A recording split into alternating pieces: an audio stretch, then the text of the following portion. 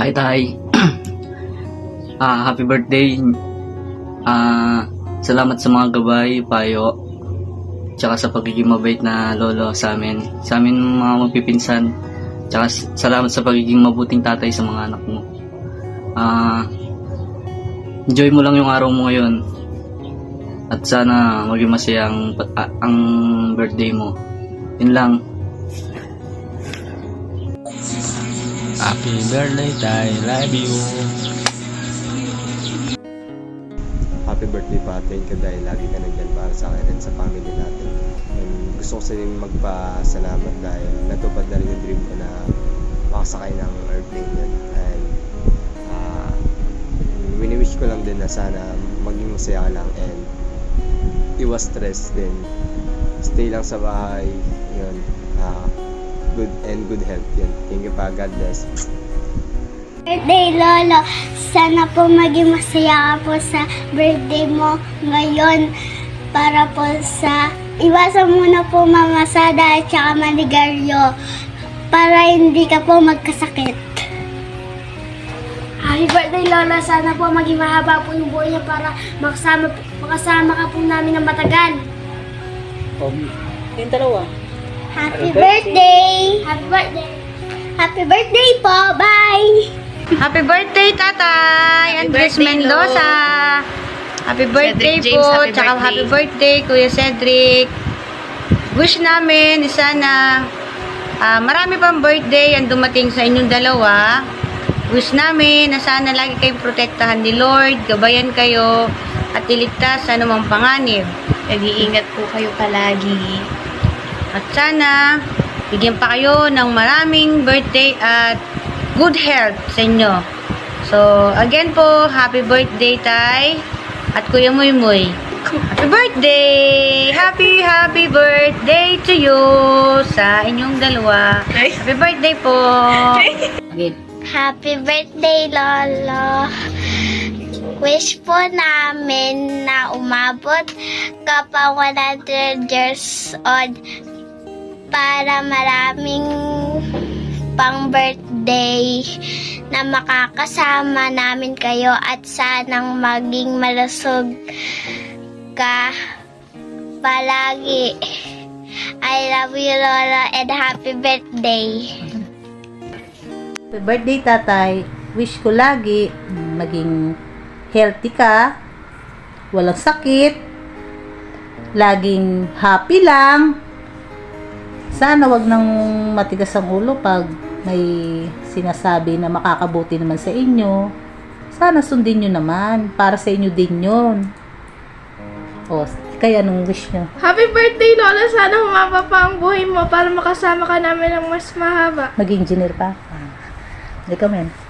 Sana humaba ang buhay mo, Lo, para makasama mo kami. At wag na yung sagarilyo ng sagarilyo kasi nagpapaikli yun ng buhay. Yun lang, Lo. Love you. Love you. Love you. Happy birthday from Season Family. Oink, oink. Wait lang. 1, 2, 3. Happy birthday, Lolay! Ang wish ko sa inyo, Tay, sana lagi kang masaya. At sana maabutan mo pa yung 100 years old. Kailangan wag matigas ang ulo. Wishing you a wonderful birthday and be healthy always.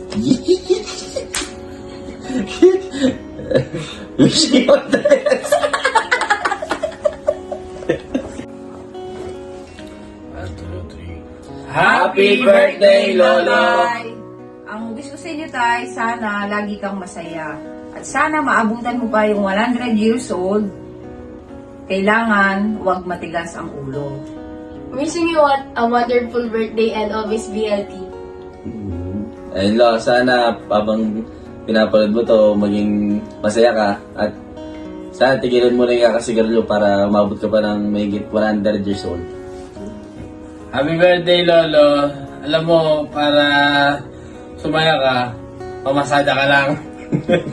Tsaka yung mga sigarilyo, para damihan mo pa, dagdagan mo.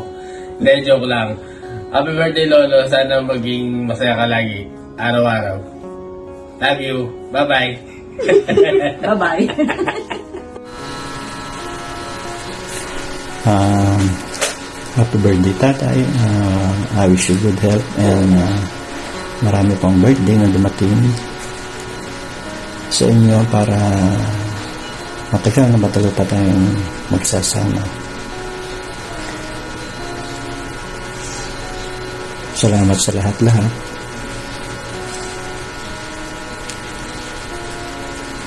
Intro pa lang yun. Medyo mahaba ito.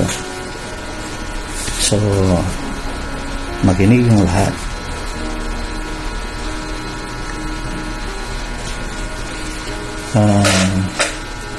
Since pangalawa ko sa mga anak nyo na matanda na mga buhay, gusto ko lang kunin ang pagkakataon na ito na magbigay ng mga paalala o advice. Alam ko naman na dati kayo ang nagbibigay ng advice sa inyo at hanggang ngayon naman kayo pa rin ang maalalay sa amin.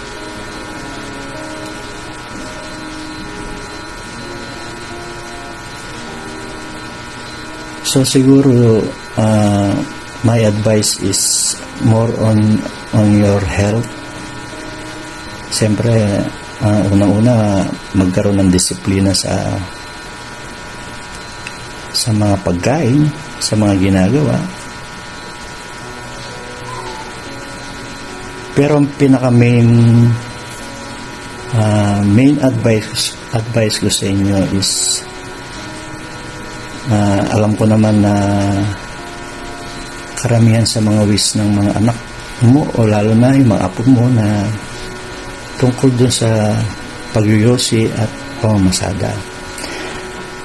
Ako siguro hindi ko na kayo babawalin. Hindi ko na kayo babawalin dahil sa siguro hinahanap ng katawan nyo. Kasi natatandaan ko ilang beses na kayo nag-try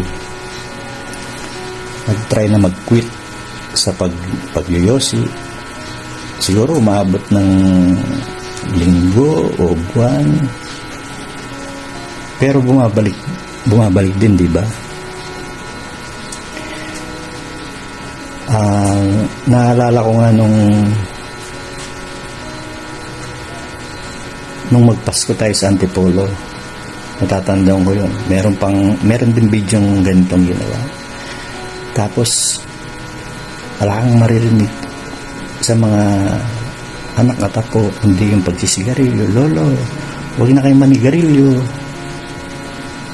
Masama sa kalusugan yan. Alam ko na-touch kayo nung panahon na yun kasi narinig ko mismo sa inyo iba yung dating pag yung mga apo na yung mga nagre-request. So tanda ko yun, yung sigarilyo nyo binigay nyo pa kay Muy yata. Sige, hindi na magsisigarilyo. Ganyan. Pero bumalik din, di ba?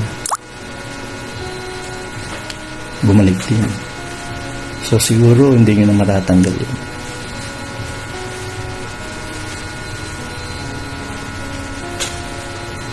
So pangalawa yung about doon sa pamamasada. Siguro yun nga na hinahanap-hanap na ng katawan nyo. Pero sana hinay-hinay na lang. Nung panahon na nag-aaral pa yung mga kapatid ko, siyempre todo kayo. Kumbaga double time sa pamamasada. Dahil alam naman natin na talagang nagkukulang yung pension nyo. Pero ngayon, siguro naman pwede nyo nang bawasan. Kasi meron na kayong supervisor at saka manager na anak. Nakikita ng mga tao yun. Baka mamaya isipin nila, ba't namamasada pa kayo? So, yung sa akin nga, sabi ko nga, hindi ko na kayo babawalin, pero hinay-hinay lang. Kasi, nag-aalala kami ng mga anak nyo dahil minsan, dahil alam naman natin na yung sakit na high blood is traitor. Baka mamaya, may mangyaring hindi maganda sa daan. So, hindi natin masasabi yun. Kaya, dobleng ingat lang. Kasi, ito may share ko lang sa inyo mga kapatid. Sa inyo na rin tayo. May nakapagkwento sa akin, kasamahan ko rin sa trabaho. Kasama nyo rin namamasada. Siguro, that time, mga between 1 to 2 p.m. Nakita niya raw kayo nakahiga doon sa tricycle. So, parang ang dating sa kanya, naawa siya. Kasi, yun nga, hindi naman kayo komportable nakahiga doon, nakabaluktot. Pero kahit na hindi ko siya tanungin, alam ko sa isip niya. At mamasada ya pa ay tangandi. Dapat makapainawan niya mo yung baleni. Diba? So sana, kung mamamasada kayo, yun nga, gawin yung libangan. Pwede siguro yung umaga. Siguro yung after lunch. Kasi nga, umabot pa kayong gabi. Siguro yung after lunch, pwede na siguro. Ay, hindi na siguro. Yung umaga, pwede.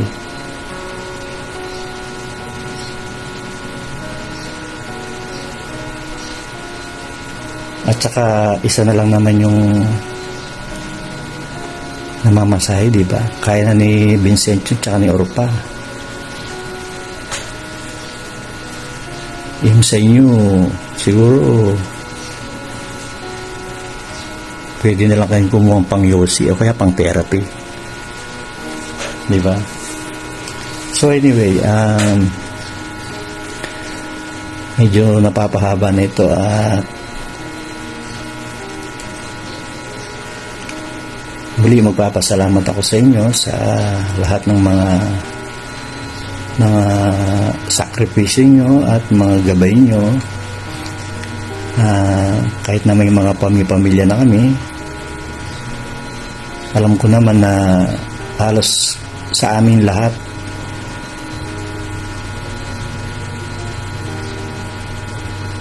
tumulong kayo sa pagpapagawa sa mga bahay.